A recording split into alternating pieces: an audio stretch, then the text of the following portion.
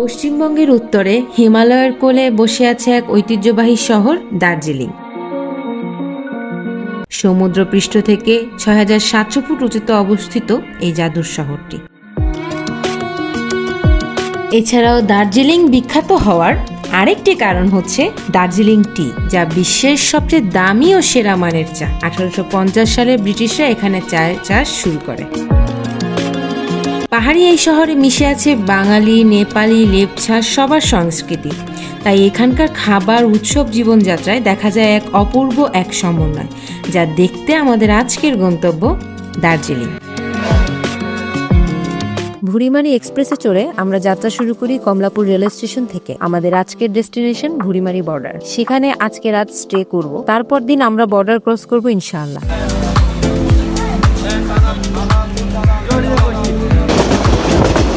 বৃষ্টির দিনে train journey অসম্ভব এনজয় করছিলাম।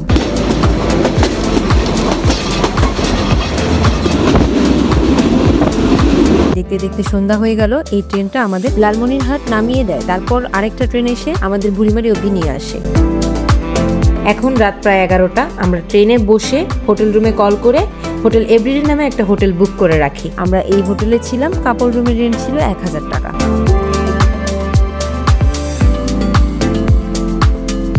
সকাল সকাল বের হয়ে গেলাম বর্ডারের দিকে। চ্যাংরাবান্ধা বর্ডার দিয়ে ইন্ডিয়াতে যাবে, কিন্তু বুড়ির হোটেলে ব্রেকফাস্ট করবে না তা হবে না। আমরাও চলে গেলাম ব্রেকফাস্ট করতে সেই ফেমাস বুড়ির হোটেলে।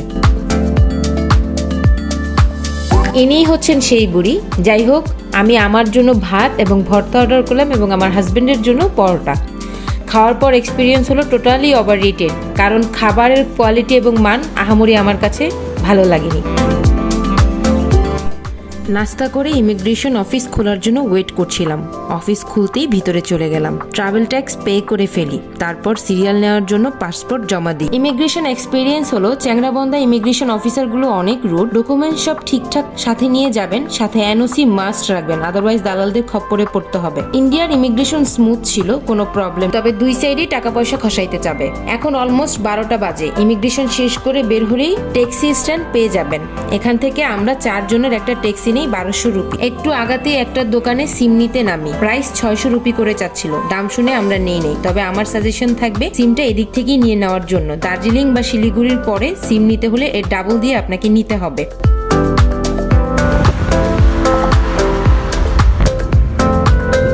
রোডগুলো অনেক সুন্দর ছিল। দেখতে দেখতে শিলিগুড়ি চলে আসি।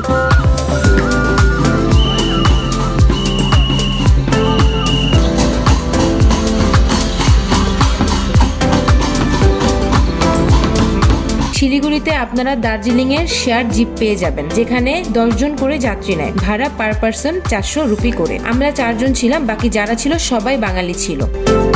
পাহাড়ের আঁকাবাঁকা সুন্দর রাস্তা উপভোগ করতে করতে যাচ্ছিলাম। একটু পরপর ভয়ঙ্কর টার্ন নেওয়া দেখে কিছুটা ভয় পাচ্ছিলাম, তবে এনজয় করছিলাম। নিজের চোখে না দেখলে বোঝানো যাবে না কতটা ভয়ঙ্কর সৌন্দর্য প্রকৃতি। এখানকার সময় প্রায় রাত ১০টা বাজে। আমরা দার্জিলিং পৌঁছাই।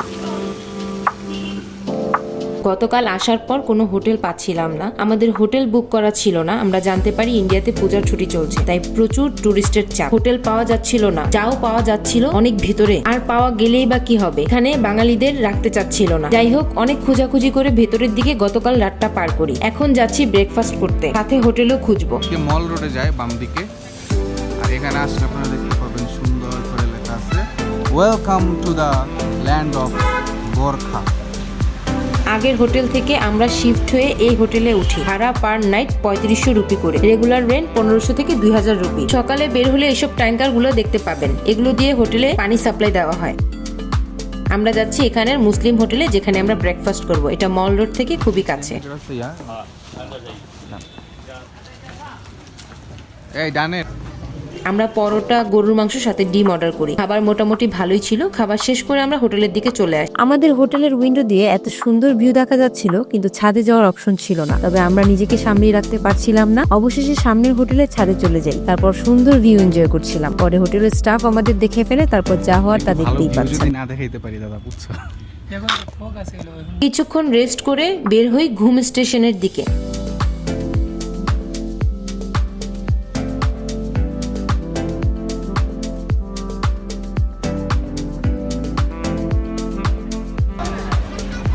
এখানে আসলে আপনারা আশেপাশে এরকম কিউট কিউট কুকুর দেখবেন। ট্রেনে ঘোরার জন্য টিকিট কিনতে গেছিলাম, কিন্তু হতাশ হয়ে ফিরে এলাম। বললো আগামী 4 থেকে 5 দিনের টিকিট বুকড হয়ে গেছে। কি আর করার, বাইরে থেকেই দেখে নিলাম প্রাচীন রেল, যা 1880 সালে নির্মাণ করা হয়। এখানে কিছু ট্রেন এখনো কয়লা দিয়ে চলে, আর কিছু আছে ডিজেলে চলে।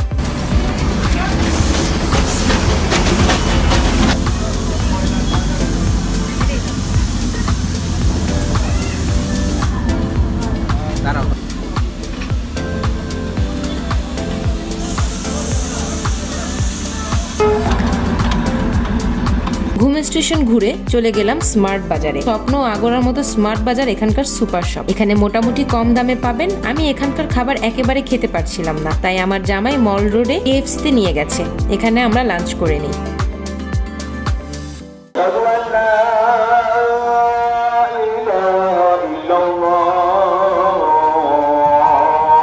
লাঞ্চ করে একটু রেস্ট করে সাইট সিন করার জন্য বের হই। একটা ট্যাক্সি ভাড়া করি 1200 রুপি দিয়ে।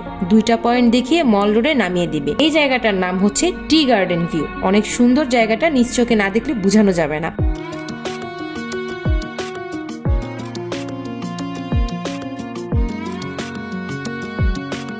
ভিউ দেখতে দেখতে আমরা চা এনজয় করছিলাম। এখানে মেলা চলছিল, আমরা এখানেই নেমে যাই। এরা মাথায় শুকনো চাল লাল সিঁদুর দিয়ে রাখে আশীর্বাদ হিসেবে। এগুলোর মাধ্যমে তারা তাদের স্রষ্টাকে আনুগত্য প্রকাশ করে। আর এখানে পানিপুরি বিক্রি করতেছে, একটু ট্রাই করে দেখলাম, বেশ ভালোই ছিল।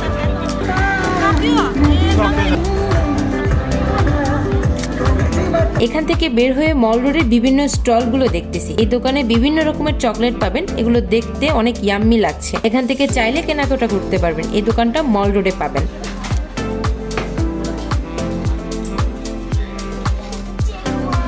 60 বছরেরও বেশি সময় ধরে অক্সফোর্ড বুক অ্যান্ড স্টেশনারি এই স্টোরটি বই এবং চা প্রেমিকদের জন্য জনপ্রিয় মিটিং পয়েন্ট। ভিতরে ভিডিও করার পারমিশন নেই, তাই ভিডিও করতে পারি নাই। গোল্ডেন টিপস একটা 1933 সালে প্রতিষ্ঠিত ভারতের প্রাচীনতম চা ব্র্যান্ডের মধ্যে একটি। বাজারে এত রকমের চা আছে আসলে ধারণাই ছিল না।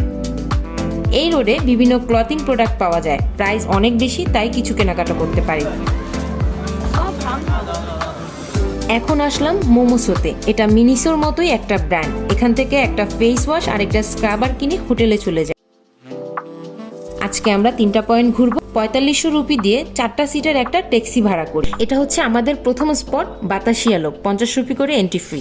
এটা 1919 সালে চালু করা হয়েছিল। মূলত ট্রেনগুলো এখানে এসে রাউন্ড দেয়, কিছুক্ষণ দাঁড়ায়, তারপর আবার যাত্রা শুরু করে। কিছুক্ষণ পরপর এরকম ট্রেনের দেখা পাবে।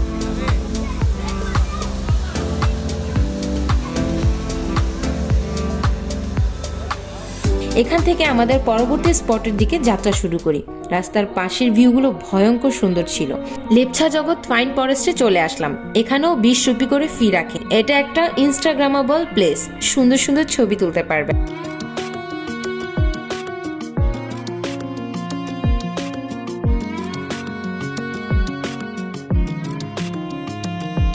আমরা এখন যে রোডে যাচ্ছি এর ডান পাশে নেপালের বর্ডার। ইন্ডিয়ানরা ভিসা ছাড়াই এখান দিয়ে যাতায়াত করে। দেখতে পাচ্ছেন, এই জায়গাটা দিয়ে একটু সামনে গেলেই কিন্তু চেক পয়েন্ট। চলে আসলাম আমাদের পরবর্তী স্পটে, মিরিক। এখানে হর্স রাইড, বোট রাইড রয়েছে, যা বিকালে আপনারা বেশ আনন্দময় টাইম কাটাতে পারবেন। মিরিক অর্থ অগ্নিদগ্ধ স্থান। মিরিক ভ্রমণ পিপাসুদের মনে জায়গা করে নিয়েছে তার আবহাওয়া, প্রকৃতি, সৌন্দর্য এবং যাতায়াতের সুব্যবস্থার জন্য। সুমেন্দু লেক এখানকার প্রধান আকর্ষণ, যার একদিক বাগান এবং অন্যদিক পাইন জঙ্গল দিয়ে ঘেরা। সন্ধ্যা নামার সাথে সাথে এখানে জুয়ার আসর বসে। আমার জামাই বোঝার চেষ্টা করছে কিভাবে খেলে।